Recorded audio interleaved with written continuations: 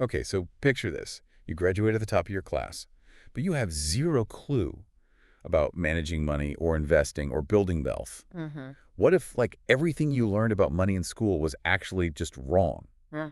Well, that's exactly the question Robert Kiyosaki asks in his super popular book, Rich Dad, Poor Dad. Yeah, and it's a question that has really resonated with millions of readers. It Right. sparked this global conversation about financial education. For sure. And the interesting thing about Kiyosaki's book is that it isn't just a typical how-to guide for personal finance. Yeah. It's actually a really bold critique of the whole system we have in place for teaching young people about money. Interesting.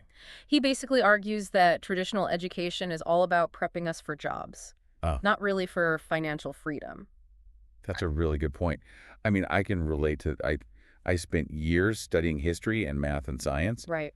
but I honestly can't remember a single class that taught me anything about investing or managing debt or even just building assets. Yeah. Why is that? Why aren't these like essential life skills a core part of our education? Well, Kiyosaki actually uses his own life as a case study to show exactly this point. Okay. He contrasts his own highly educated but financially struggling poor dad with his friend's father, the rich dad, I see. who was a self-made millionaire who dropped out of school in the 8th grade. Wow. Okay, hold on. Yeah. Dropped out in 8th grade and became a millionaire. Right. That's a pretty amazing story. But honestly, is this rich dad even a real person? Hmm. I've heard some critics say that he might be more of a literary device than an actual person. Yeah, that's one of the controversies that has surrounded this book. Yeah. There's no real concrete evidence to confirm or deny if Rich Dad actually existed. I see. But, whether he was a real person or not, the lessons that Kiyosaki gets from these contrasting father figures are so valuable. Yeah, okay. So, poor dad, who represents traditional education, really believed in working for money, getting a good job, relying on a steady paycheck. Right, the classic path. Exactly. And rich dad, on the other hand, was all about making money work for you through investments and being an entrepreneur. It's funny, I always thought that getting good grades and a secure job was the key to financial success. Mm-hmm. But Kiyosaki seems to be saying there's a whole other side to the equation that we're not really being taught. Absolutely. And that's where financial intelligence comes in. Okay. It's all about understanding how money actually works, Yeah. how to manage it, how to grow it, and ultimately how to make it work for you. That makes a lot of sense. And hey, if you are interested in diving deeper into these concepts, be sure to subscribe to our channel so you don't miss out on the rest of this deep dive. Yeah, that's a great point. It's kind of like we're being taught to play the game of life, but without ever being given the actual rule book. Exactly. So how do we even start to develop this financial intelligence that Kiyosaki talks about so much? Well, Kiyosaki argues that the very first step is kind of shifting your mindset. Okay. Instead of thinking like an employee, start thinking more like a business owner or an investor. I see. This might sound intimidating, Right. but it all begins with understanding this one fundamental distinction, the difference between assets and liabilities. Oh, yeah. I've heard about this. Kiyosaki has some pretty unconventional views on assets and liabilities. Right. Like that idea that your house is a liability, not an asset. Mm-hmm. Can you explain that one to me? Uh-huh. Because it goes against everything I've ever been taught. It does seem counterintuitive, right? Yeah. But let's break it down. Okay. Kiyosaki defines an asset as anything that puts money into your pocket, Uh-huh. whereas a liability is anything that takes money out of your pocket. I see. So while most people view a house as a solid investment, Right. Kiyosaki argues that it's often more of a liability because it comes with ongoing expenses, Like what? like mortgage payments, property taxes, maintenance, and insurance, Okay, I'm starting to see his point. It's not just about what it's worth on paper. Right. It's really about whether it's generating income or draining your bank account. But wouldn't this also apply to other things besides a house? Absolutely. Think about your car for a second. Okay. Is it actually generating income for you? Hmm. Or is it costing you money in gas insurance and repairs? Yeah, definitely costing me money, especially with gas prices these days. Right. So by that definition, my car is a liability, not an asset. You got it. Wow. And you can actually apply the same logic to a lot of things in your life. Like what? Like streaming subscriptions, credit card debt, Hmm. that daily latte you pick up on your way to work. Okay. If something is Like- taking money out of your pocket without generating any income, Yeah. it's probably a liability. Wow, this is really making me rethink my spending habits. But what about things like education? Mm, Is that considered an asset or liability? that's a great question, and it's something that Kiyosaki addresses directly. Okay. He believes that education can be both an asset and a liability. Hmm. It all depends on the type of education and how you actually use it. If your education helps you get skills and knowledge that you can then use to generate income or build a business, Hmm. then it's an asset. Makes sense. But if you're just racking up student loan debt for a degree that doesn't actually lead to any financial gain, then it could be a liability. That's a really interesting distinction. I can see how that applies to a lot of people, Yeah. especially those who graduate with degrees that don't have a clear career path. Right. So how do we bridge this gap between traditional education and the kind of financial intelligence that Kiyosaki is talking about? Yeah. Should schools be teaching kids about investing and entrepreneurship alongside things like algebra and history? Kiyosaki would probably argue that it's not simply about adding a few financial literacy classes to the curriculum.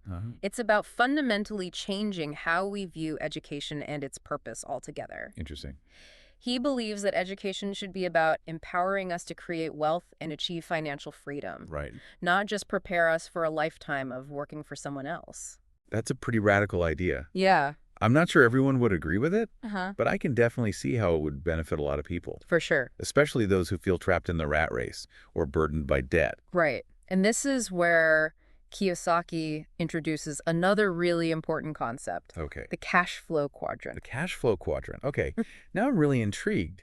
Tell me more about that. Well, it's a bit of a deep dive, and we're actually just about out of time for this part of our exploration. Oh, man. But stick around, because when we come back, we'll unpack this cash flow quadrant and see how it can help you figure out where you are on your financial journey Okay. and how you can maybe chart a course toward greater financial freedom. Sounds good. All right. So before we went down this rabbit hole of assets and liabilities, Mm-hmm. you mentioned something called the cash flow quadrant. Right. What is that, and how does it fit into this whole rich dad philosophy? So basically, the cash flow quadrant is like a map Okay. that shows you all these different ways to make money. And it's divided into 4 sections. Okay. You've got employee, or E, self-employed, which is S, business owner, or B, and then investor, I. I see. And each of these quadrants represents a different way to earn money. Right. And each one has its own unique advantages and challenges. So it's like a compass for your financial journey. Exactly. I'm starting to see how this connects to Kiyosaki's idea of moving beyond that whole traditional get a job, work for money mindset. You got it. So let's break down each quadrant, Okay. starting with the employee quadrant, the E quadrant. Okay. Most people start their careers here working for someone else, trading their time for money. Mhm. They have a boss, a set schedule, and that steady paycheck. Right. Security is a big draw for employees. Yeah, I get that. But the trade-off is they don't have a lot of control over their income or their time. Right. That's the classic 9-to-5 grind that so many of us know all too well. Exactly. I remember thinking that getting a good job was like the ultimate goal. But I can see how that mindset might keep you stuck in a certain financial bracket. And that brings us to the self-employed quadrant, the S quadrant. Okay. Think of doctors, lawyers, consultants, freelancers, small business owners, Got it. people who are their own bosses. Mm-hmm. They have a bit more control over their time and their income potential, Right. but they're still really heavily involved in the day-to-day operations of their business. I see. So they're still essentially trading hours for dollars, just like employees. So in both the E and S quadrants, you're basically limited by how much time you can actually put in. Right. Is that what Kiyosaki means by working for money instead of making money work for you? Exactly, you're catching on. Kiyosaki argues that real financial freedom comes from moving to the right side of the quadrant, Good. where you have the business owners, the Bs, and the investors. Okay, let's talk about the Bs. What makes business owners different from the self-employed? So imagine a bakery owner Okay. who sets up a system that allows them to step back from the day-to-day baking. They've hired and trained staff. Mm-hmm. They've got efficient processes in place. Maybe they even franchise their business. I see. They've essentially built a system that makes money even when they're not physically there. So they're not just working in their business. Right. They're working on their business. Exactly. They build a system that can run without them. Right. So that frees up their time and creates passive income. Exactly. And that passive income is what lets business owners move toward that investor quadrant. The I quadrant. Yes. Investors make their money work for them by putting their money into assets that generate income or go up in value. Okay. Things like real estate stocks, bonds, businesses, Got it. anything that can potentially grow their wealth without them having to trade their time for it. Okay, this is all starting to make sense. Mm. But couldn't a business owner also be an investor? Absolutely. I mean, a lot of entrepreneurs invest in their own businesses, Right? and lots of them own rental properties or have diversified portfolios. Exactly. The quadrants aren't mutually exclusive. You can be a mix of different categories. Hmm. It's more about understanding how you're making money right now I see. and then figuring out which quadrant you might want to move towards to gain more financial freedom.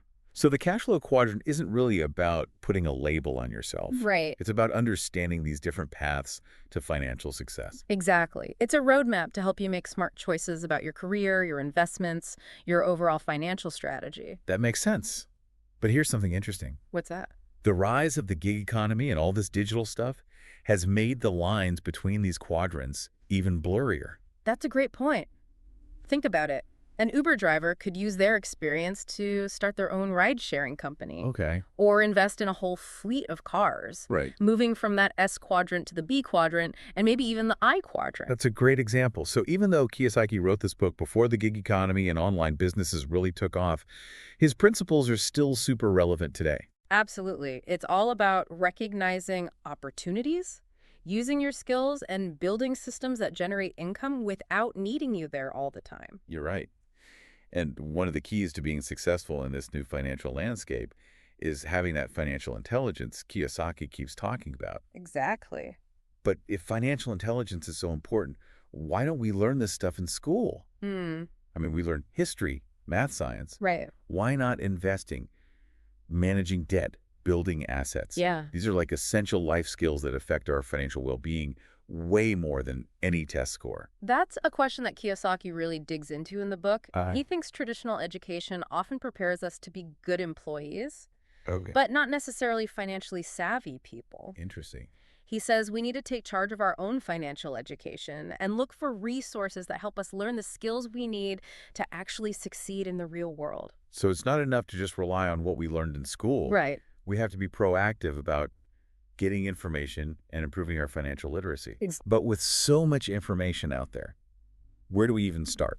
Well, that's where Kiyosaki's principles can really come in handy. Okay. He gives you a framework for understanding money-making, smart investments, and building wealth. Mm-hmm. But he also stresses how important it is to learn from other people. Right. Find mentors and keep learning new things. That's a good point. Yeah. We need to be lifelong learners when it comes to our money. Yes. But let's be honest. Not everyone is meant to be an entrepreneur or an investor. Uh-huh. Some people are perfectly content with a steady job and a predictable income. Right.